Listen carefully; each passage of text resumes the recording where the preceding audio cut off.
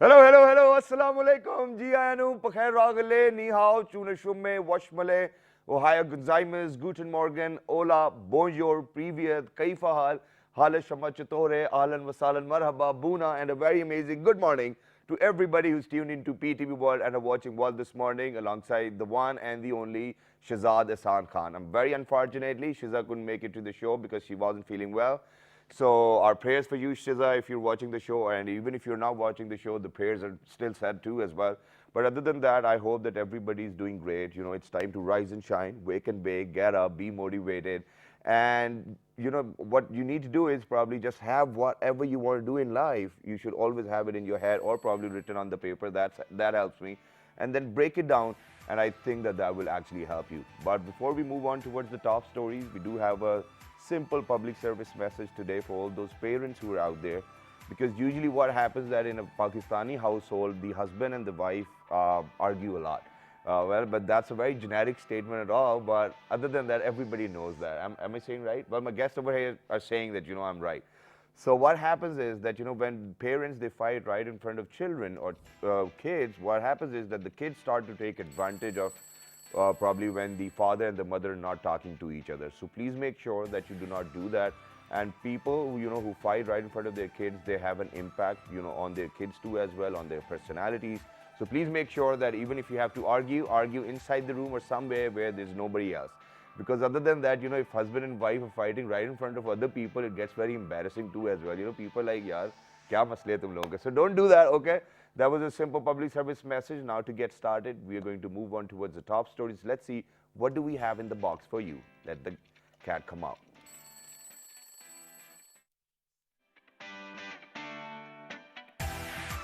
Prime Minister Imran Khan leaves for Saudi Arabia today on the special invitation of Saudi King Salman bin Abdul Aziz to participate in Future Investment Initiative Conference in Riyadh.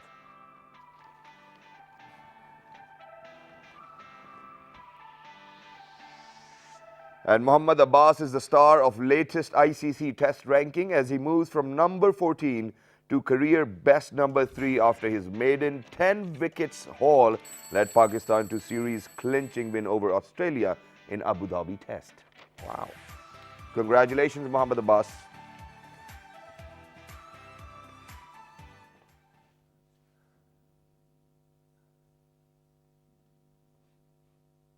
So congratulations to the entire team as well, and for all those people, you know, who, because we are a cricketing nation over here, so whenever we get to know such news, I think everybody is happy. But now coming down to the point, what are we discussing today? This is something, ladies and gentlemen, which we tried discussing previous week as well, but we couldn't, unfortunately, because we had a breaking news, and then there was this passing out parade in the Air Force Academy too as well, so we actually had to switch to that. So what we've done is we're very lucky that the guests actually showed up again too as well, and you know, they were very cooperative. So today we're going to actually talk about documentary and filmmaking as well, and we've got some amazing documentary filmmakers over here in the studios. And because the first film, when the first documentary he produced, he got 36 international awards. Now the second one, which they produced in collaboration with Face, they have won 1 award right now, and you know, I think they got nominated for the other one as well. So we'll definitely be talking about that, but a pretext for what documentary is. So the earliest of the context which we find or which we can look for on the internet is, which was written on the cinema. There were just 2 things which were actually written by Matuzowski. I hope that the name's correct too as well. It's a bit difficult.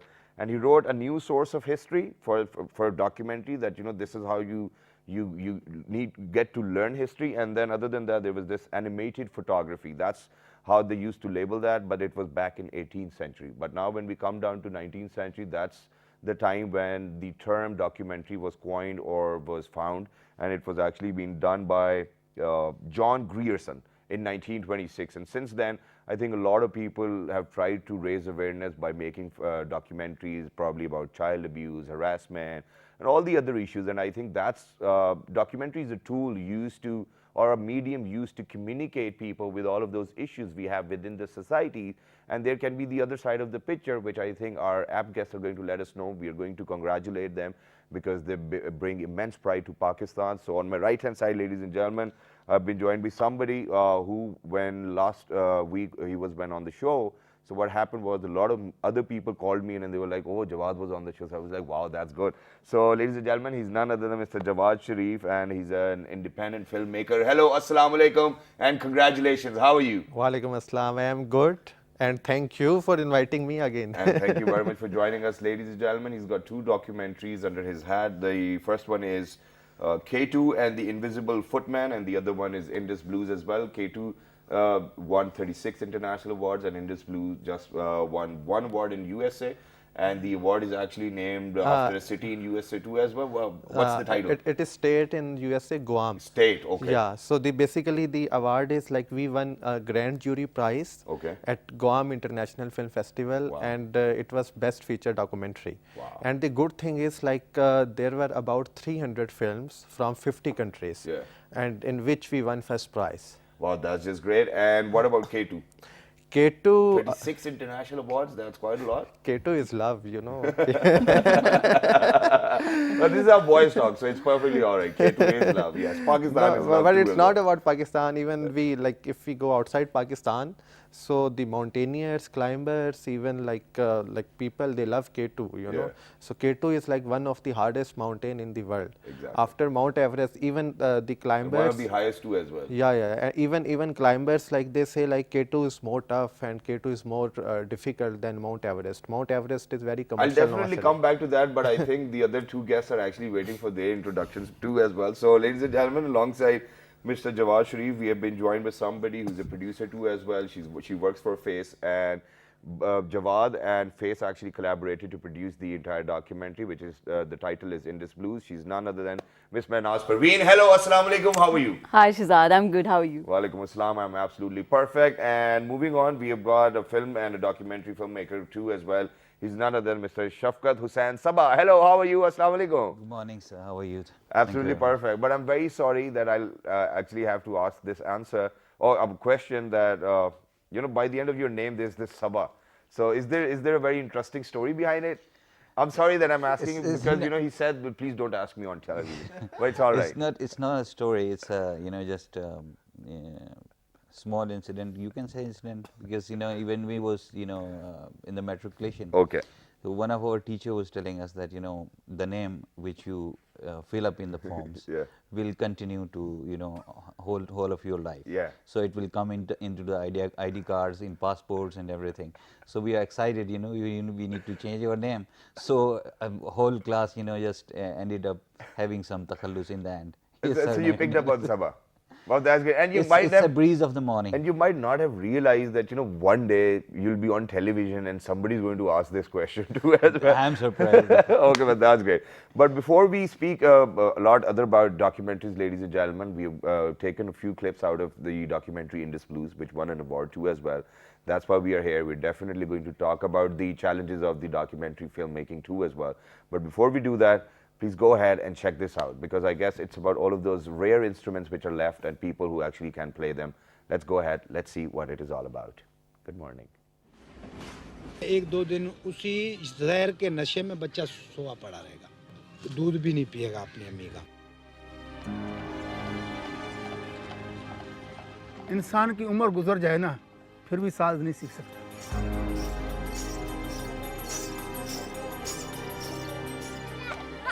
फिर हुए बच्चा बच गया तो हम जोगियों का होएगा, बड़ा संपेरा बनेगा, और मर गया तो फिर अल्लाह का होगा।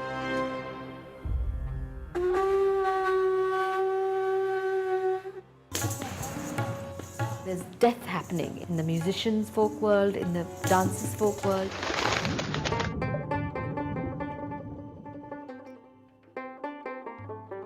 अपनी आने वाली नस्लों को सिर्फ किताबों में दिखाएंगे कि ये सरंगी होती थी और ये आखिरी सरंगी नवाज था हमारे मुल्क का। जब मेहर और मोहब्बत खत्म होता है तो क्या मौसीकी के एहसास है। एक दिन में 3 दिन दमा दी, द्रो द्रू।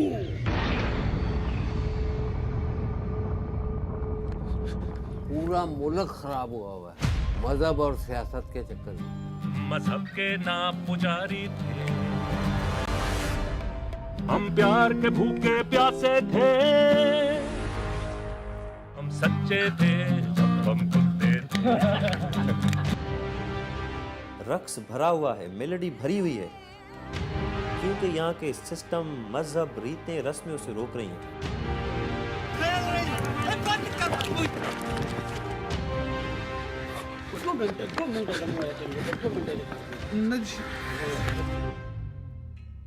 हमारे मुल्क के आखिरी सरिंदा प्लेयर रह गए। अब इनको भी अगर हमने डॉक्यूमेंट नहीं किया तो हम ज्यादती करेंगे अपनी सकाफत के साथ। नहीं नहीं, ये वही ना, लेकिन है ही आपकी नहीं सकाफत हमारे देर तक नहीं है। All right, ladies and gentlemen, that was the trailer from the documentary Indus Blues, and I think that you guys have done a great job too. Congratulations on the award once again. But now coming down to the point, why would you pick up on such a topic which is so hard to film even? For me, like, this is kind of very personal topic. Okay. And I am like very much into it because of since when I started filmmaking. Yeah. So I used to listen this kind of statements. No, this is not a good thing. You should do something Very else. commercial. Something very commercial, or like this is not a respectable job in the society. You know. Yeah. So that's what I. So then when I thought about these musicians. So I was like any artist who is giving like 20 years, 30 years or 40, 50 years of his or her life to some musical instrument, what he is facing in the society, you know, because there is not acceptance and he is like financially he is not doing well. Yeah, it is very challenged. So these are all the points, and the other thing is like what we are doing with these musical instruments, because they are fading out. So we are totally ignoring them. So these are all the reasons I thought I should work on it. I think that's a great reason too as well. But Manaz, do you think that such documentaries will have an impact on the society and they will learn a few things to probably preserve these instruments if we talk about this documentary? Well, that's the whole point of making this documentary in the first place. Because we have been working with musicians and with music for quite a while, and when Jawad came to us with this idea, we were completely excited that, you know, this is something that really needs to be addressed. As a organization working for the promotion of arts and culture and music, this was one of the biggest challenge that we thought that, you know, all the musician community is facing, and we need to do something about it to preserve it. And talking about what an impact can it have on the society, I think definitely if we plan to take it to universities, colleges and schools where the kids can learn about these instruments. If they're not preserving it, at least they get to know about these instruments, and maybe at one point they one of them you know, decides to pick it up and play it at some point. And at the same time we want to create collaborations between contemporary and these traditional musicians to promote these instruments. So hopefully, I mean, we're hoping that we will be able to create an impact. And I think Face did that with Music Mela too as well. My Dhai and all of these people are examples too as well. A great job indeed. But other than that, as a producer, you know, it's very challenging. Because, you know, one way or the other, you know, the director is not on the same page. You know, probably Jawad has got some of his own issues too as well. So what kind of problems did you face? For example, you know, initially when he came down to Face and he was like, okay, you know, this is what I wanted to do, and where you said that, okay, if you want to do this, because we'll have to go around all over Pakistan to find musicians. So how difficult was it? Right. I think as we're talking about Face, I First, think let's talk about Jawad. Was he hard to handle? I won't say that, because I mean we also have a bunch of artists at our, you know, we Arib from our team was representing Face, and he was throughout you know, traveling with Jawad. So I think he wasn't being any I think he was being more creatively helpful than I would say. And then also, like, I think we tried to give most of the freedom to Jawad to play around and come up with whatever he does best. What do I call you, Sabah Saab or Shafqat Saab? So you've been making films and documentaries for international channels across the borders. What kind of prerequisites do they have as a documentary filmmaker? Basically, I work with some, you know, international channels. So I made 2-3 documentaries. What we do is, you know, I just find these subjects, different subjects which I like. Like I made a documentary on e-waste in Karachi. And I was mentioning to you that, you know, it was a difficult and different subject. Basically, the e-waste, all the e-waste which is coming into Pakistan. So what's happening with it? And, you know, by when the laborers who are dismantling these tools and computers and this e-waste. So I found in Shershah in Karachi that some people, they have a different kind of disease. So their hands and then their meat is start falling down. So it was a disease which was carried by these So how did you e-waste. realize that they were getting this disease because of the fact that there was a lot of e-waste, or probably because they were working with those products too as well? How did you got to know that? Because I was in Shershah doing a news package, so I met some people. Actually we were interviewing a doctor basically, and then some of his patient, he mentioned that we have a disease here in this area, which is very kind of different disease. So we just started inquiring that what kind of disease and why is it. So he was telling us that it's because. So then all did you of the make a people, documentary about the disease?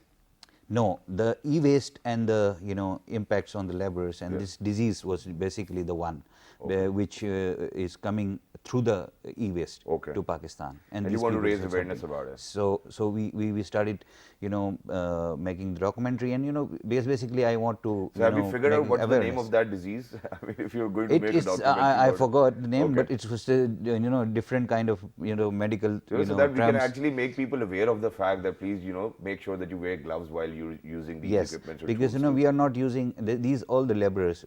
There we saw that all the community was basically involved in this business. So they were subcontracting the tools from the contractors, and they were bringing into homes, and then all the children, women and elder, everybody was just working on the same e-waste at their homes. So that's why they were just because they were not using the preventive measures, they were not using gloves, they were not using masks. So that's why they got the disease. So this kind of subjects we need to See, now the problem over here is, ladies and gentlemen, if all of you can remember that when Sharmeen Obaid got an Oscar for the documentary she made, which was about slums too as well, and people who were very poor or below the poverty line too as well. The entire Pakistani, they came up with statements like, okay, why do we have to project the negative of the country and stuff and whatnot, and people were raging about it.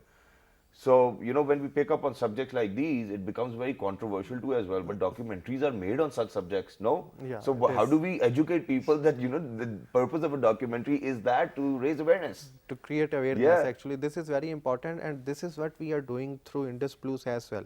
If you ask me, like the first day we released the trailer, within couple of days it got like more than 10 million views. Wow. And the trailer, and everyone, like 80% of the viewers, like they are appreciating the fact, yeah, you are creating awareness. And we even musicians, they told me that we don't know about these musical instruments, we don't know what is burindo, and it is like found from Mohenjo-daro, and this is its background.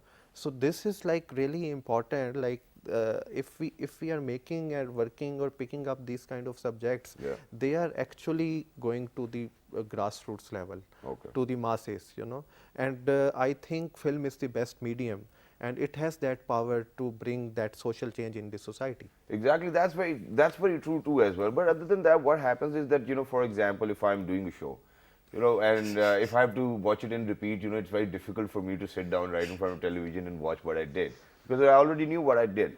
So once you're done making a film or a documentary, and while you're screening it, do you get these vibes that, okay, I probably need to change this frame, or I'll cut this out and put this in, and then there's a debate in between the client too as well, probably they might have a problem with that, you taking it out. So how do you guys collaborate on that? It is, I would say, like for me as a creative person, it is really difficult.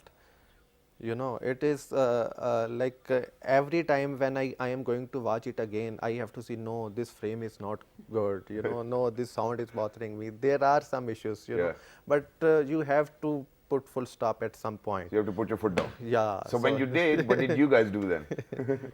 I think it's a very interesting marriage between an artist and what should I say, like a business. The parties were collaborating. But then we have to, if we are getting an artist on board, and we actually have to trust his judgment, and we have to trust his, artistic decisions, Yeah. I think that's the best way to go about it, and we try to do that, I think. And for me, like, it is very sometimes it is really difficult to to get my creative freedom, Yeah.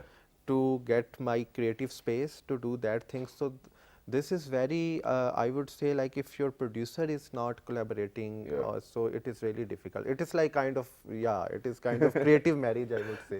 Did something of that sort happen while you were filming Indus Blues? Yeah, it happened a lot. Can you share one of that experience I think for people who are out there? I think The best one. yeah, there are.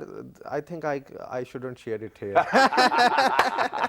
So it's much worse than I was thinking, but it's perfectly all right. But with that, ladies and gentlemen, we're going to go head out towards a short break, and when you guys are going to come back, we're actually going to share the few clips from the documentary K2, which he made, and the Invisible Footprint. I think that's what the name is as well.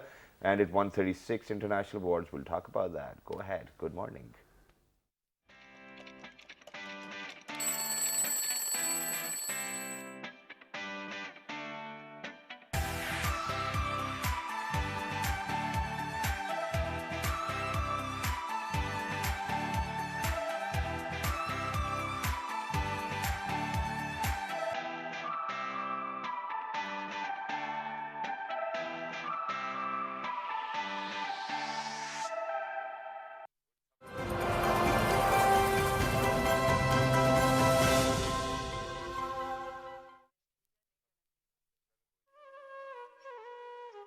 Passion for polo will be the highest on the world's highest polo ground.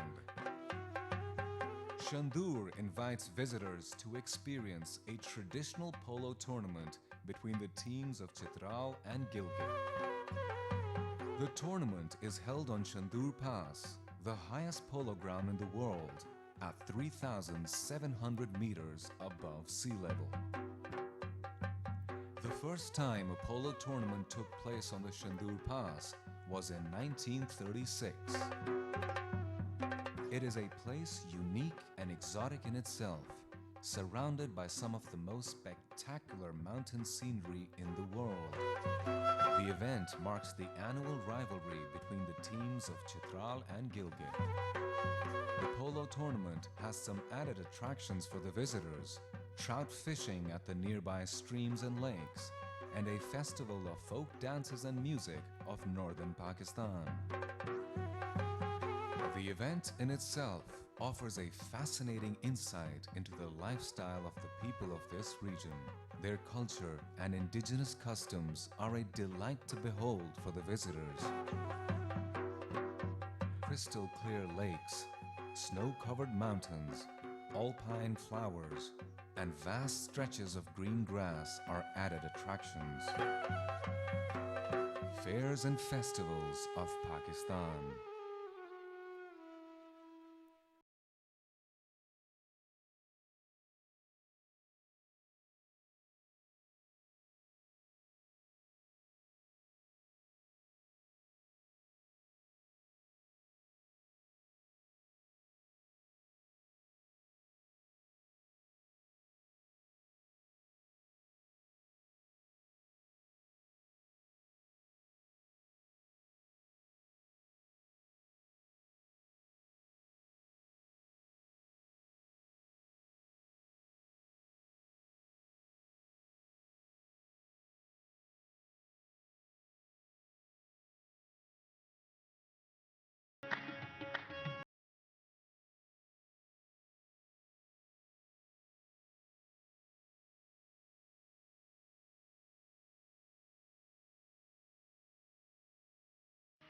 Of moonless nights.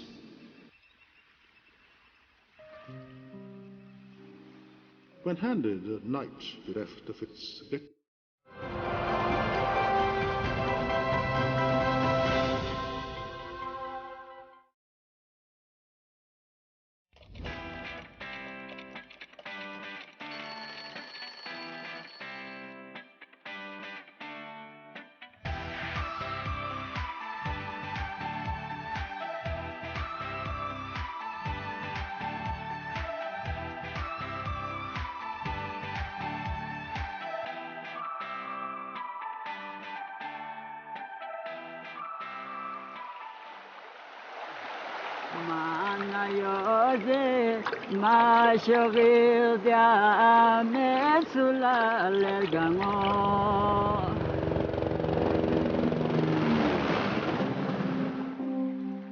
Stove भी नहीं है इधर चाय बनाने के लिए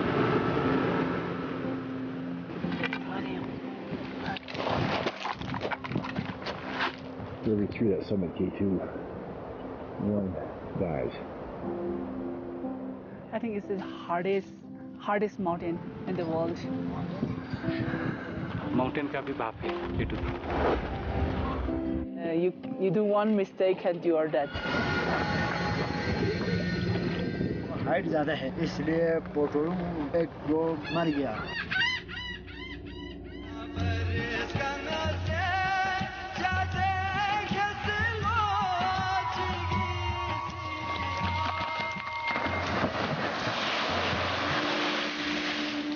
जान को खतरे में डालते हैं आसमान खराब हो गया तो इधर पत्थर आते हैं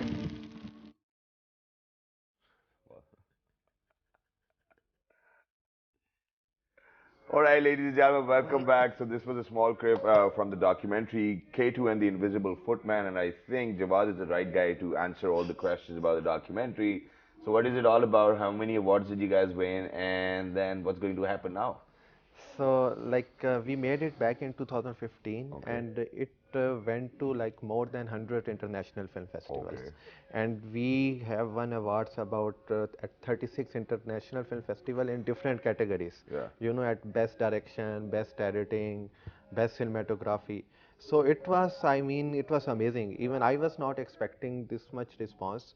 But you know, this was very different image of Pakistan outside Pakistan. Yeah, so you actually had to go to K2 base camp to shoot all of these things. But you know, since we're talking about the invisible footprint, so I think for all those people who go on to K2 and they climb in expeditions, and then they come back home and they post pictures on Facebook that, you know, we've been on K2. Where's this invisible? Well, since that's why we're calling it invisible footprint too as well. Yes. Because all of these people, they do climb with them and with a lot of weight too as well. Yeah, basically, like this film is about those porters, those Sherpas who carry luggage, who carry weight with those I would say climbers, mountaineers, and those are like kind of heroes there, you know. But basically, some of these high altitude porters, they have summited K2 many times, but they don't have any recognition at all. This is about we try to capture all those story, all those journeys, and the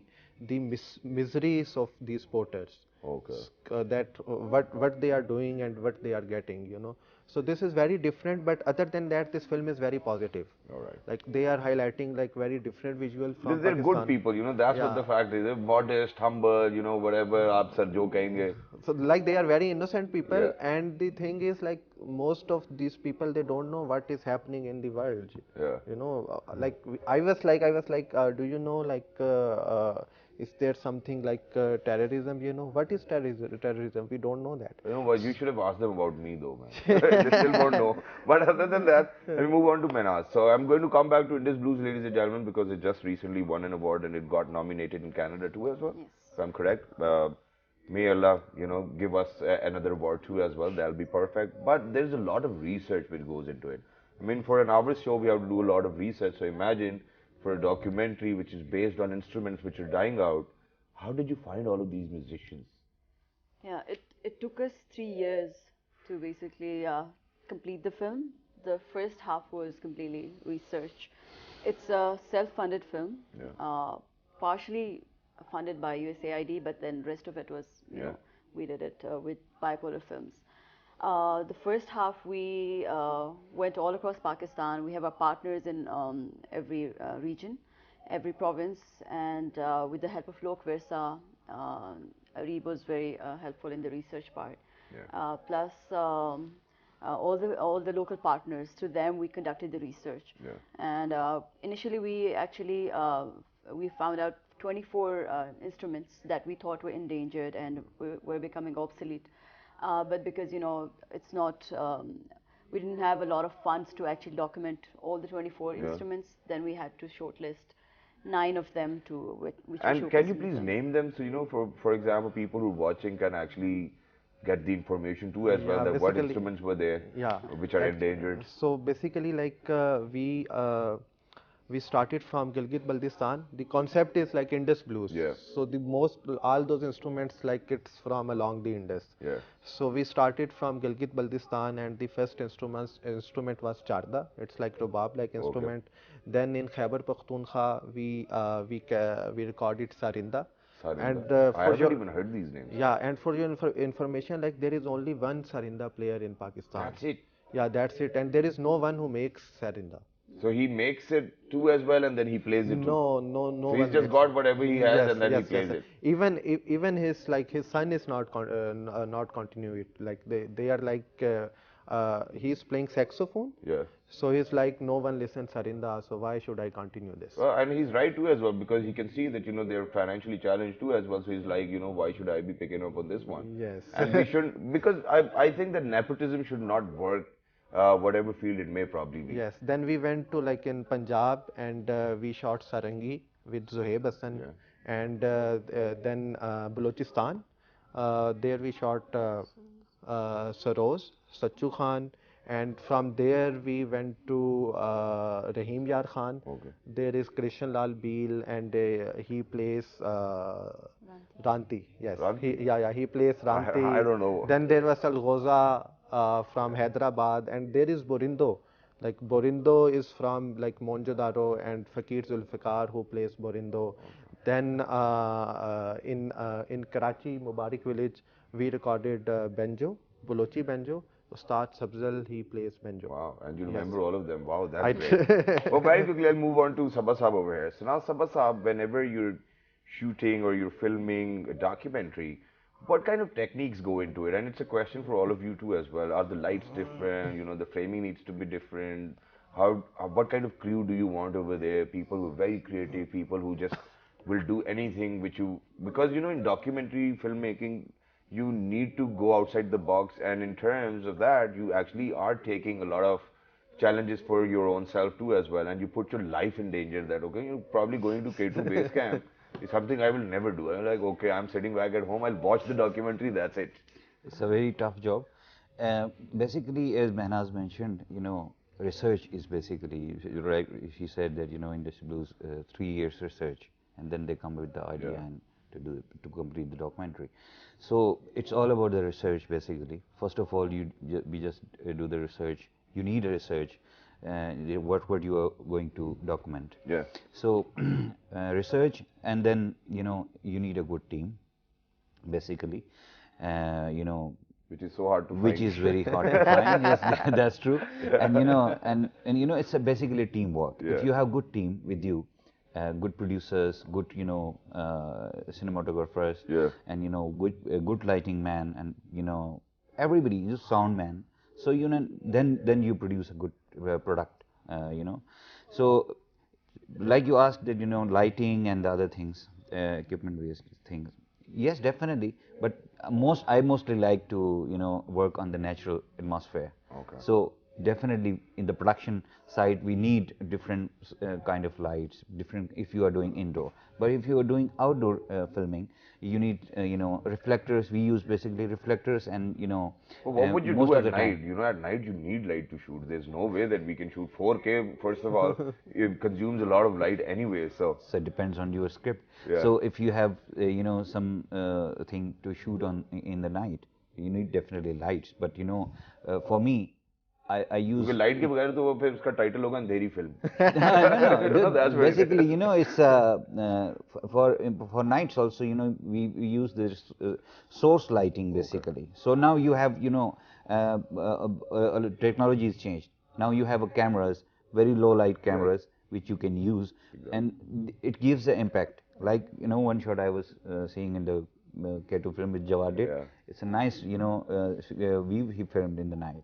It's only the it's him who created and this kind of shot, because it's not involved light. It's only the existing light. Natural light, which I just remember this one very interesting thing. And while I was working for this private channel, ladies and gentlemen, so what happened was that we were supposed to actually shoot the time lapse of the sunrise.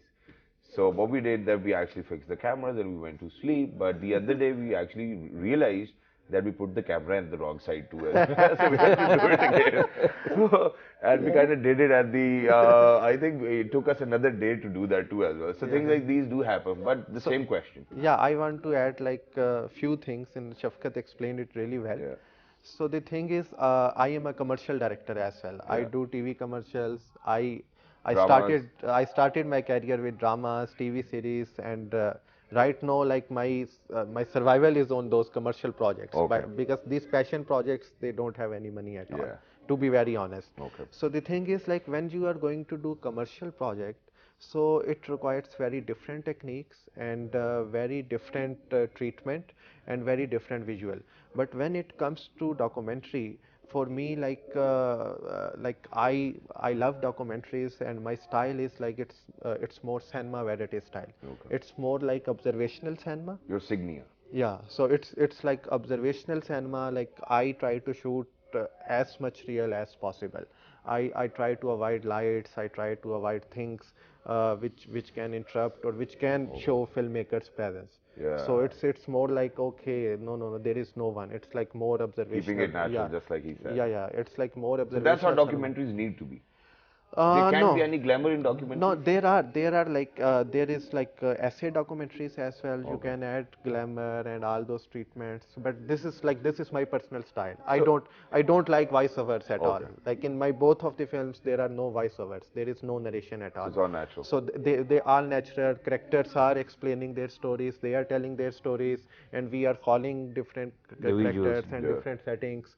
So this is all about like what I can feel. I want like my audience should feel. Wow, that's should great. feel that. Yes. It is great indeed. But since we are left with only 2 minutes, so if there are people whom you want to, yeah, I would love to, because this is a teamwork, and this is a team job, and I would like to mention for Indus Blues like Areeb Azhar, he's a creative producer. Then Zija Fazli, he is executive producer. And then Asmat Bashir, Haroon Riaz, he is screenwriter. So like they all done like they have put their effort. Then we finally, after 3.5 years, we came up with this 2.5 minute promo. Congratulations once again. Manaz, what would you say? I think the same. It's the teamwork, and Jawad took all the names that were with us in doing this film. Zija, Areeb, Asmat, Haroon. I hope you guys are not forgetting anyone, because then it's a lot of problems. No, I don't. So because there are companies as well, like my company. Local partners, I would like to mention Saif Samejo was very helpful in Sindh. Farhan Bogra helped us in KPK. DW Beg was very helpful in GB. So even without these people, we can't really, make amazing. Even in crew, I would like to there are a lot of the drone operators, Kadir, and the assistants, and like it was a big crew, So we can't mention anyone, but if anyone is missing, we couldn't come up with this visual. Exactly, that's what it is. But I want you to say a word for all those people who are aspiring documentary filmmakers or who just want to step into this field. What would you tell them? One piece of advice which will be very useful for them. I want to say we need to document the human social subjects of Pakistan now, and a positive image of Pakistan, because till now we are doing only news and the bad image of Pakistan. Now it's time to highlight through documentaries. Anyone who wants to make a documentary, kindly choose the subjects like human and social and cultural issues of Pakistan, which will be highlighting. And I just came up with another issue too as well, ladies and gentlemen, because they say, and as per my knowledge, I researched about it too as well, that there are more than 70 languages over here in Pakistan, and a few of them are dying too as well. So if anybody wants to take an initiative on that, I think you can do that too, and it's our job too as well for all those people who are out there. Please make sure, as Jawad said, that it's not a very lucrative industry in terms of money, so you definitely have to work commercially too as well to earn a good name and to earn a lot of money. But other than that, this can be your corporate social responsibility if you feel like that if you want to give something back to your country, to the entire nation. This is something which we all need to do, and we need to promote our unsung heroes, because they are the ones representing Pakistan across the borders. Congratulations once again, Jawad. Congratulations, Faiz, and thank you very much, Sabah Sahab, for being over here. Thank you very much once again. For all those people who are out there, if there's anything you need to know about documentary filmmaking, you can write to us, and we are actually going to forward those mails to Jawad too as well. So to write, what you'll have to do is that you'll have to log on to our Facebook page, which is with the name of World This Morning. On Twitter, it's World This Morning without a G. on Daily Motion in YouTube. It's World This Morning too as well, and the repeat is going to be at 11 p.m. tonight. Till the next time, look after yourselves. 1, 2, 3. Good morning. Thank you, everyone.